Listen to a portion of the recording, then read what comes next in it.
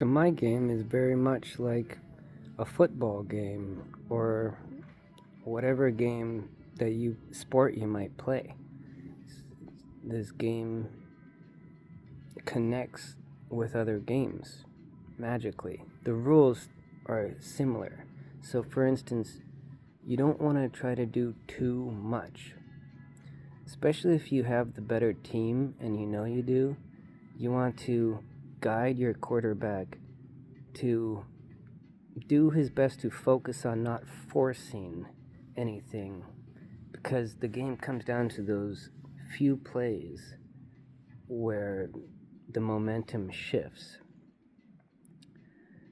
And when you try to force your move, that is when you miss your move. And so if you just take the easiest route available, and then if you have the better team, you're most likely gonna win every time. And what was the other thing? The other thing, I might have to do this video over again, because I don't want to waste anyone's time, right? And the other thing was something similar to that. Don't force it. Oh yeah, don't force it. So now maybe I'm trying to force it, because I have something else that's really good. I can just make this 2 different videos, and then I can have my video for myself, which is uncut. Okay, so please remind me the other thing that I wanted to say, besides not forcing the ball.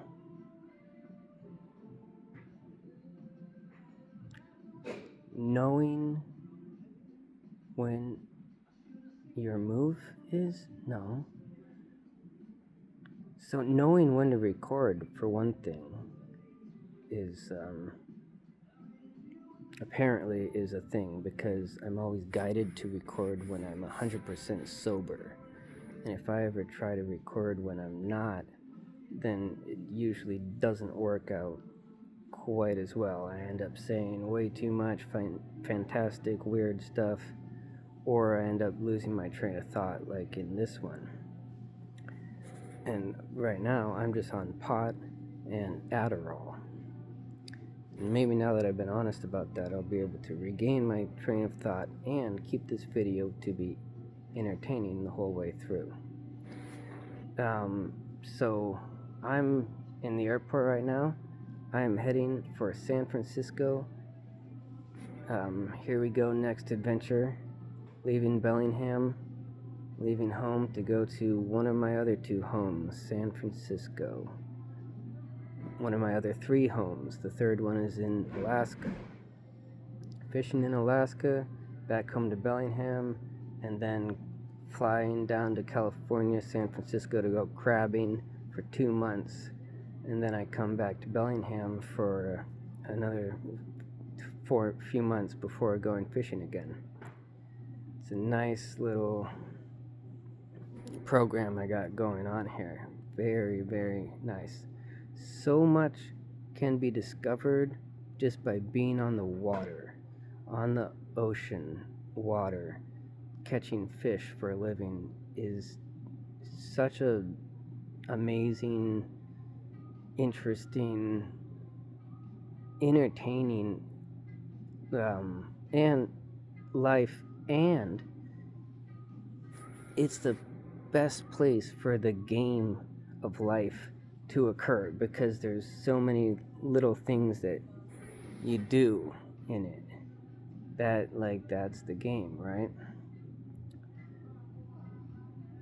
So I'm excited about playing on the platform of the crab deck, because I know, like, up in Bristol Bay, the platform of the fishing boat deck is a heck of a place for the game to go down. So many little moves affect how many fish you catch and whether you get that good set and whether your timing is right to go get in line for the tender to unload. You want to beat all the other boats to the tender, so when the opener closes, everybody gets their net in. If they're smart, they get their net in as fast as they can, and they're already positioned close to the tender so they don't end up in a 10-hour tender line trying to unload their catch. You get a better sleep when your catch is already unloaded and you're on the anchor rather than having to anchor and wait 10 boats to unload. Little things like that. Like these Bristol Bay fishermen really know what they're doing. The skippers that really know what they're doing are sharp, and they make their moves quite often enough to enjoy the experience as well as catch a lot of fish and make a lot of money. The boats that really are like operating at higher levels are boats where everyone gets along, at least for the most part, the whole way through the season. We did have a couple of arguments because we were all first time together on the same boat last season, but it didn't escalate, and we were able to work through it very fast. I only remained pissed off for maybe like a day or two.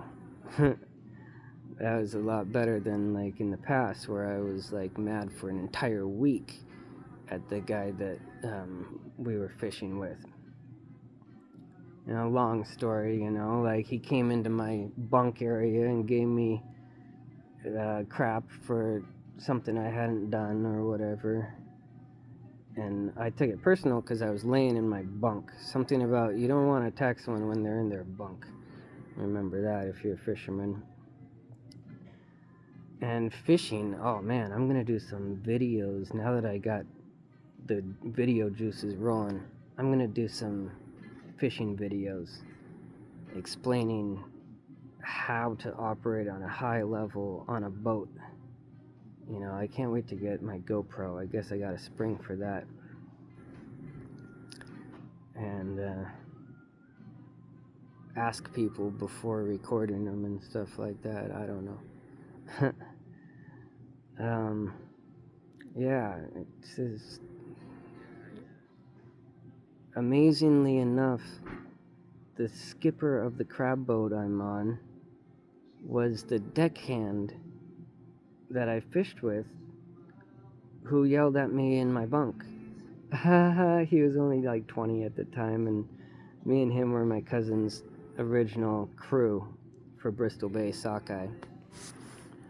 And he only did the first 2 seasons with me and my cousin. I ended up doing 10 or whatever with my cousin, but he did the first 2, and then he moved to San Francisco. And then when I started crabbing 2 years ago, I ran into him, and there he was walking down the dock in San Francisco. So now, then my skipper, the crab skipper in San Francisco, he got a second boat. So now, instead of fishing with him on his boat, he has a different crew, and then I fish with this young guy who I just ran into again, the old deckhand in Bristol Bay. I fish with him on the new boat, and he's the skipper. 13 years, 12 years later or whatever. Wild, right? Now I'm fishing with the same guy, and he's grown up a lot, like he yelled at me when I was in my bunk because we were so young and hot-headed, and there's so much stress that goes on in Bristol Bay that you just kind of assume that yelling at each other is part of the gig. And it is part of the gig to a point. It takes like many seasons of leveling yourself up at home too, like to have a clear enough head to be on a boat with someone and not yell at them the whole time. I only did that one time, I think. That was like my level up season. Like the season that I made it through without ever losing my cool with any of the other deckhands, that was a season I leveled up big time. Because it's not an easy thing to do. I've had some yelling matches before on the back deck of a boat, you know, good ones and bad ones. It's been such a long, wild story. It really has. Up in Bristol Bay, that is where the voices showed up, and that's where I went schizophrenic. And that made for such an interesting platform for something like that to happen that became its own fantastic story that I still need to write down and stuff, like find a way to tell that story to people, because I use the word literally, I became a video game character slash movie character, and and the voices were the people watching the video slash video game, and some of the voices were pulling my strings and the people around me like puppets masters, and they would talk to me, guiding me through a battle for my power with the goblins who kept trying to discover who I was while we're doing our fishing, blending in with all these other boats. They kept trying to figure out who I was. They really wanted to get me. And for a while, I went under their radar because the Light Spirit Guide would guide me on how to do that. And how I had to do that was these goblins would try to encroach themselves into my head, into my thoughts. And I would have to try to force them out of my thoughts. And the spirit guide would be guiding me how to do that as we were playing a game of cribbage. And as we're just like hanging out in the galley or whatever, like everyone's hanging out, we're hanging on the net, and I'm on my bunk, and the queen spirit guide, she's like telling me this story of like my past life. She was telling me this wild story of my past life in order to keep my thoughts from allowing these goblins into my head. And I was able to do it because the story was so fascinating. She had my complete attention. Why? Because the story was about me, something I was learning about my past. How me and my ex-girlfriend had met in lifetimes before. And she was a witch in the woods. International Airport. For security reasons, never leave your luggage unattended. Report unattended items to the nearest law enforcement officer, airport employee, or TSA representative. All unattended baggage will be removed by airport authorities. Remember never to leave your vehicle unattended in front of the terminal building. This area is for loading and unloading only. Any vehicles left curbside will be towed at the owner's expense. Thank you. So I told you I was in the airport, right? So anyway, my ex-girlfriend was a witch in the woods, and I was a little boy who had walked far away from home through the woods and found her and made friends with her. And then my parents discovered that what I had done, and they followed me to her house, her and her friend witch who lived there, centuries ago in my past life, they were hanging out doing their thing in the woods. I accidentally brought my parents. My parents went back, told the townspeople, and the townspeople came for the witches and burnt and killed them. And I went and I in the story, I just saw what my parents were doing, so I went and told my friend, the witch, that she had to leave because the townspeople were coming for her. And she said, "We're not going. We understand that death is not that big of a deal compared to our life on the run. We don't want to have to go. Like, we like it here. We'll just meet our end." Whoa. And so that messed me up. I had a lot of guilt from that I think it took me lifetimes to get over. And my friend, the witch that this happened with, she would meet me in lifetime after lifetime after that, helping me work through this trauma that I had built up from it.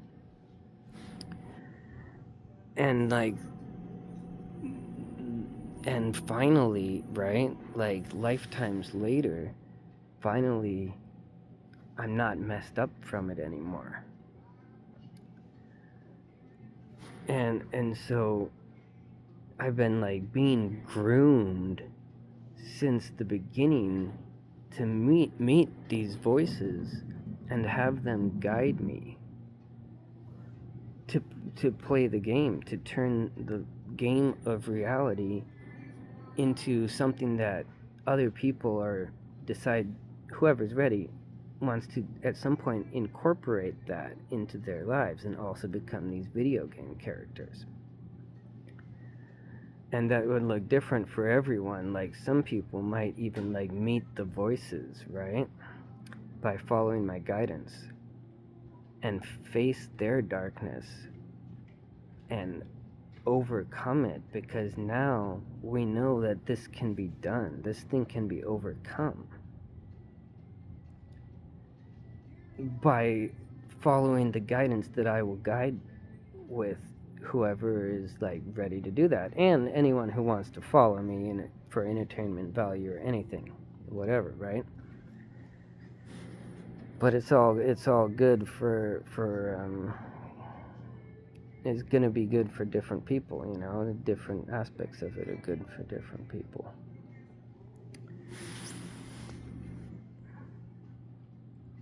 And for me, it's good to just be able to like not feel like I'm like totally alone in this. I've been playing this game trying to level up to the point where I could bring you guys into it for a few years now, and I never got to that point until recently, right? When I beat my addiction to pot finally and started eating the big doses of mushrooms. That tapped me in. And the 7 breaths, that was also a part of what tapped me in. My girlfriend helped me with those things. She was the one who discovered the 7 breaths. I discovered them, but it was from a video that she had clicked on. And then she was also the one who reminded me I needed to get off the pot, right? I needed to get clean from my addiction. I could not to stop smoking it altogether, just to like not be smoking it every day. And that was huge. Like, as I've said, when I did the 7 breaths and smoked, soon after that I quit. 3 weeks later, I did the 7 breaths and I smoked, and the spirit guides guided me straight into the woods, and that was the first time I played Puzzle Walker. Discovered the game Puzzle Walker, all by just following the guidance of my spirit guides. And that, we've seen where that's gone, like that, when I leveled up onto level 2 in Puzzle Walker, holy moly, mind blown. All of the rules just came to me, and I finally figured out how to play once I figured out the rules, it made making my moves way more doable, and I was able to make the right moves, which I was able to level up quickly. In the game of Puzzle Walkers, that's like the line for like my big game. So you got to get Puzzle Walker down before you can level up in your actual game of life, right? The big game that you're playing, the full game. So in the Puzzle Walker, I beat level 2 the first time I tried it. And that's because when I got to level 2, all of a sudden I could understand the rules. That gave me the edge to make the moves. And the realization that in these sections of the game, that you're just trying to get through one section at a time. If you can beat that section, now you're on to the next section, right? And if you fall off the log and your foot touches the ground, when you're halfway through the section you're on, right? Then, as I've said, you can reverse. You get back on the log and you reverse. If you fall again, you're done. But if you reverse to a point where you can restart that section, then you get to try a second try.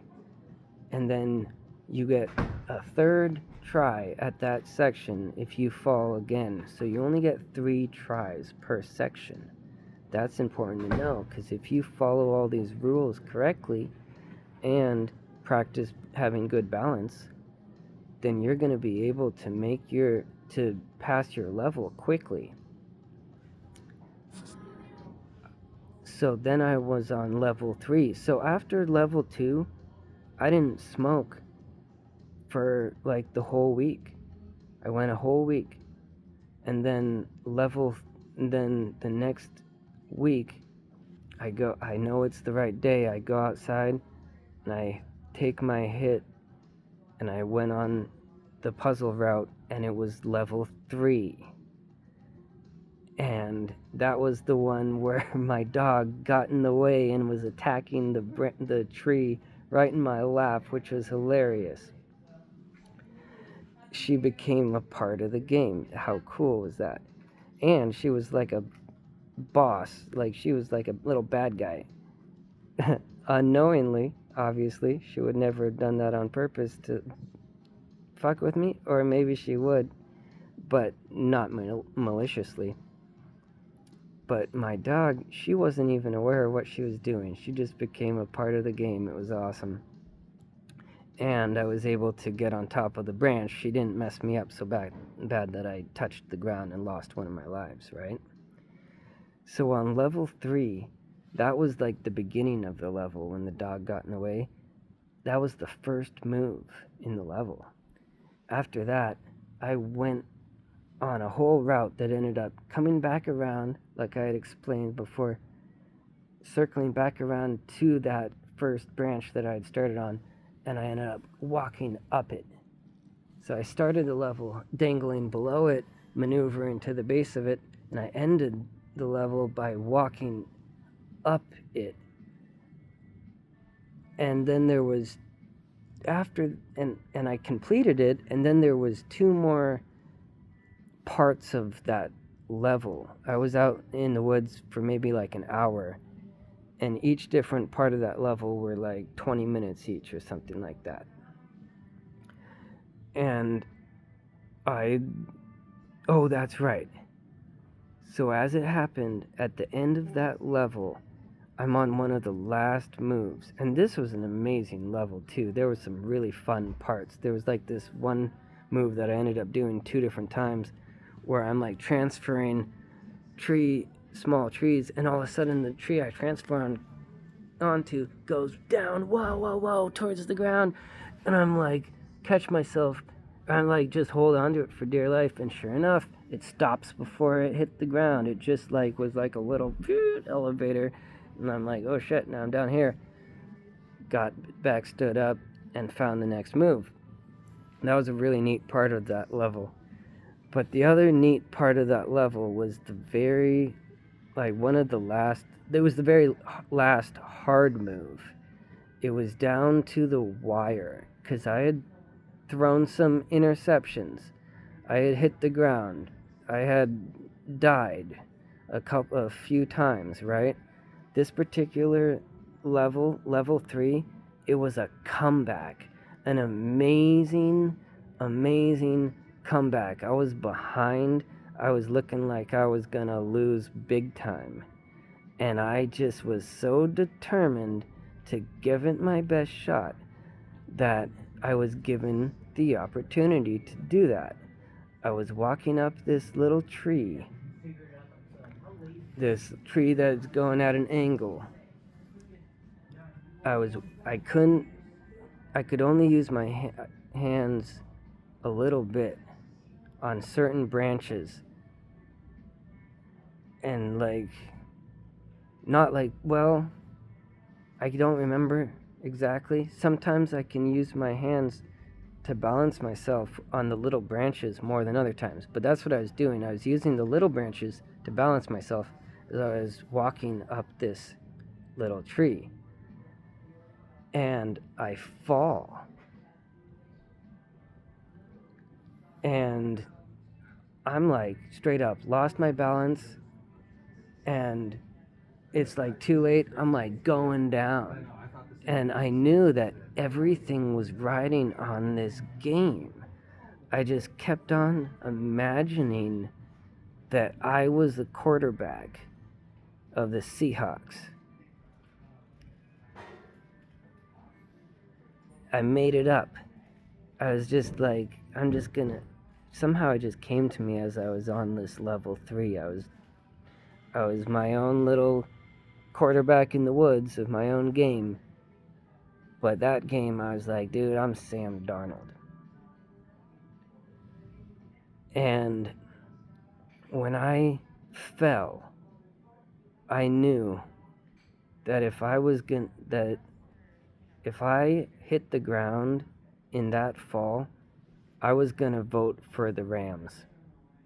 I was thinking that me and Darnold, for some reason, on this particular game, were connected, and if I die in my game, he's gonna mess up his game at the very end because it's already a comeback. Like, he's gonna do what I'm doing and hit the ground, and they're gonna lose. And that thought, it all happened so fast, but that thought made me not want to give in no matter what. Like, I gotta give this my best shot. Because if I'm a quarterback, then the whole team's relying on me, and all the fans are relying on me. So I'm not gonna just hit the ground here. My back touched the ground a little bit, but I held on to the tree that I had just fallen off of for dear life, assuming that this tree's just gonna hit the ground and I'm gonna hit the ground, but the tree held. I was dangling from the tree with my back just barely touched the ground a tiny bit. And I knew that the back touching the ground is not the end of that life. It's like a full-on connection with the ground. Like, if your hand touches the ground, you're done. If one of your feet touches the ground, you're done.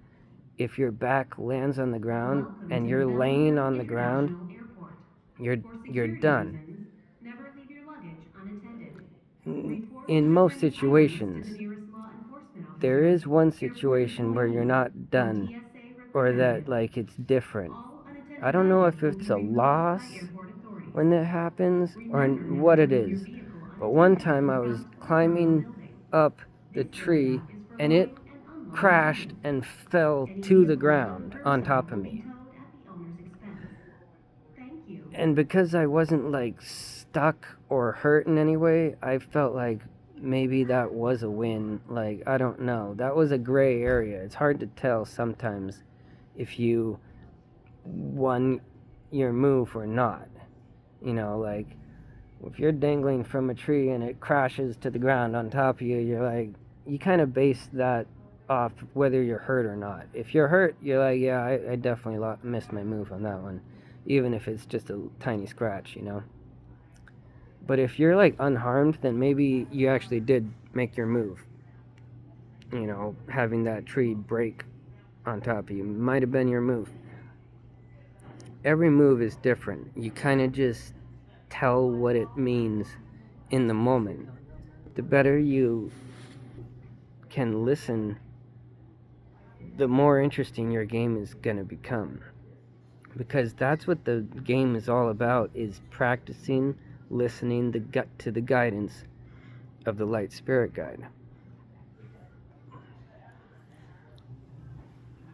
That's why Puzzle Walker is such a helpful game, because like I said, it's just like the front lineman of a football team. It's like you got to beat Puzzle Walker before you can beat your move of your game of reality. And once you beat those, maybe this is what I was trying to say earlier. Maybe not, but this is something that I was gonna make a new video on, but I might as well just do this one. This is the video right now, okay? I'll try not to make it too long. Okay, so I missed my big move. You saw me on Facebook the other day. I was like, yeah, sometimes you miss your move. I hope it was worth it. Well, that's because I put out that little video right after it happened. I missed my move, my big move. And I'm thinking, I'm not gonna win this week. Because I missed my big move, I'm not gonna get my football bets. I'm not gonna get enough of them to get the win this week. I really wanted to win this week, right? Well, my game is connected to me winning. When I level up in my game, I win the football week. Otherwise, I end up not winning the football week. It's amazing. It's happened twice before. So I expect tonight, the Rams to win, which will give me the win this week. But the reason why, and if I'm right about that, you know, they haven't played yet, so we'll see. But the reason why I won my round this week is because I didn't let that big move get me down. This is so important for you to understand, because when you miss your big move, you still have a move that will save you from having to level up, having to start the level over again. The only move you have left to you when you miss your big move, and you know you've missed your big move, the only move you have left is to let it roll off. To not get down on yourself, to not throw a fit. It's not easy to do, because I've seen this in other people. You know, people who aren't conscious of it as much as people who are conscious of it. When you miss your big move, you get upset. And if no one's around watching you but your family, you might even throw a fit, right? It's very difficult to let that big move roll off. To like, you really fucked up. You're like, okay, I know I did, but I'm actually not going to let it bother me. I'm not going to take it out on anyone. I'm not going to take it out on myself. I'm going to just pretend like I'm just going to learn my lesson. It's not that it didn't matter that you missed that move. It's that I'm going to learn my lesson from it and do better next time. By not beating yourself up, by not throwing that fit, you save your positioning. You don't have to start that level over again. You are still in the running. Why? Because you don't know like in this game, I don't know my opponents, right? I know they're out there, but I don't know who they are. I suspect I know one of them. So because I don't know, I don't have eyes on these guys, I don't know if me missing my big move actually is going to make me lose this week. I realized that I probably have such a big lead on the other players of this game that even me missing my big move was not going to stop me from winning the game. So just like in the football, they have one game a week, I have one game a week. And it all comes down to the end of the week, that last big move that happens. At least that's usually how, if you make your other moves, it comes down to that, or you get beat out early if you're not on your game, because it's tricky. But I realized that even if I miss that big move, I'm still going to win this week.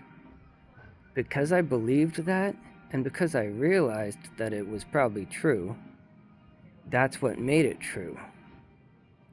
And that's what made me realize that not worrying about it so much. I mean, I already knew you're not supposed to worry about it so much when you miss your move. I've been good at that, but I'm getting better at it. The more, like, when you can really not let something bother you at a high level, it does wonders. I was pretty good at not letting things bother me, but it'd still bother me a little bit. Even a little bit will catch you up.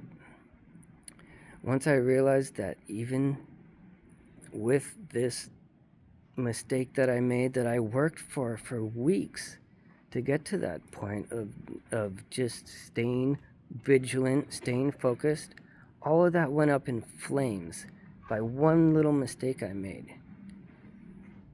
It would have been, it could have easily felt devastating, and it would have in the past. It totally would have, and there would have been nothing I could have done besides be devastated. It would have been too hard to understand that it doesn't matter.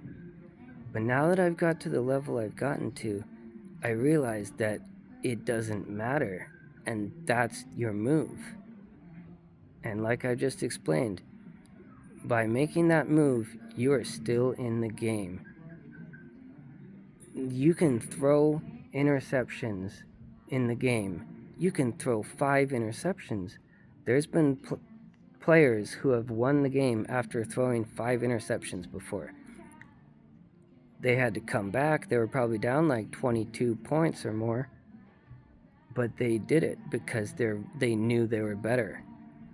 And they knew they were the best on the field. And they knew that their team was the best. And when you know that, you can make incredible comebacks. You can come back 16 points in the fourth quarter if you know that it's your night and that your team is better. If you don't know that your team is better, that's why if you think the opponent is better than you, then you should go for it on 4th down early on in the game. In the first quarter of the game, if you think your team is better than the other team, you should just take those 3 points. Why? Because by taking those 3 points, you're showing faith that you understand that there's so many variables in football that much time left is impossible to predict what's going to happen. And you're showing faith that your team is better in the long run, in the entire extent of the game. They're a better team. That's why you take that early field goal when it's offered. If you take the touchdown, if you try for the touchdown, sometimes maybe it might be the right thing to do, but usually, yeah, I have to make a whole nother video on football, and I'm getting a little off track because I'm all excited about it. That's a different video, and this video has been going on for a while, so I got a little bit ranting there, maybe.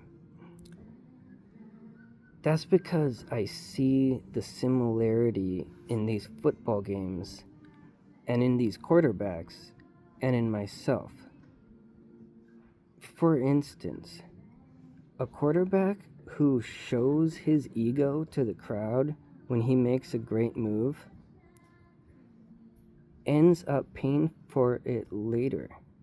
The guys who are the best of the best are not showing that they have these giant egos. They get excited when they score, they do a little dance, but they don't do like money signs and stuff like that. They know better. They know that by staying focused on not having an ego is going to help your team in the long run more than if you just go around thinking, yeah, I'm the best. That's why I'm here. That's why I got such a great team. That's why I get paid so much money. Like we still love you guys, but it's just not as cool as a guy who just like shows like pure bliss when he scores a touchdown and then walks off the field after doing a little dance. And that is cool. I like those guys. Believe me or not, it sounds crazy that those things would be connected to actually winning the football game or going far in the season. But I honestly believe that it is. Because of what I've just explained and my interaction with these voices and how far I went down that rabbit hole and how much I believed that it was all real. Because of all of that, it gives me this perspective that is seeing the real game inside of a football team through the lines. Like, what are these players experiencing when they're off the field? What are these players thinking about? How oriented are they to the game? Are they just playing football, or are they playing the game of life and football?